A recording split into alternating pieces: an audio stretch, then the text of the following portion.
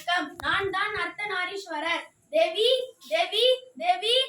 போர்க்களத்திற்கு சென்று வந்து வெற்றி முழக்கத்தோடு வந்த என்னை வரவேற்காமலும் வாழ்த்துறையில் பங்கேற்காமலும் அரண்ட சிரிப்பு சிரிக்கும் நோக்கம் என்ன?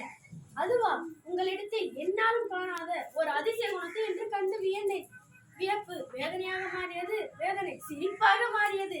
என்னிடத்தில் என்னாலும் காணாத குணமா என்ன அது? தன் புகழை பிறரை கூற வைத்து மகிழ்வது மானிட செருக்கு.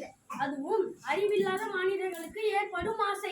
அந்த ஆசை மும்மூர்த்திகளில் முதல் மூர்த்தியாகிய தங்களுக்கு எப்படி ஏற்பட்டது என்பதுதான் எனக்கு புரியவில்லை. தேவி, இல்லா புகழை சொல்ல சொன்னேன். என் வீரத்தால் ஏற்பட்ட வெற்றி முழக்கத்தை தானே கேட்க ஆசைப்பட்டேன். ஆஹா, உங்கள் வீரத்தால் நீங்கள் எதை சாதித்து விட்டீர்கள்? அதை இன்னும் அணி தெரிந்து கொள்ளவில்லை. யாராலும் வெல்ல முடியாத ஆளவன அசுரர்களை அழித்தவன் நான். அமரர் துயர் தீர்த்தவன் நான்.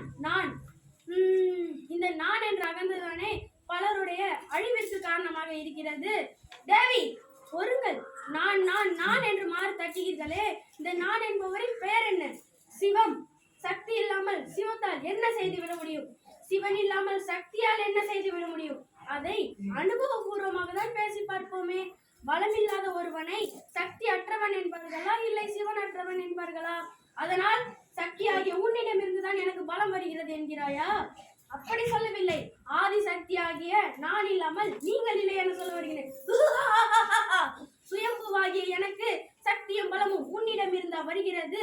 சுயமாவது பிரகாசமாவது.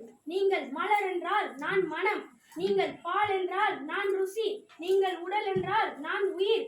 உயிராகிய நான் பிரிந்து விட்டால் உடலாகிய உங்களால் ஒரு துரும்பை கூட அசைக்க முடியாது. சிவன் இல்லையே சக்தி இல்லை, சக்தி இல்லையே சிவன் இல்லை. சிவனும் சக்தியும் ஒன்றுதான். நான் என்ற அகந்தையை அழித்து விட்டாய் தேவி. நன்றி.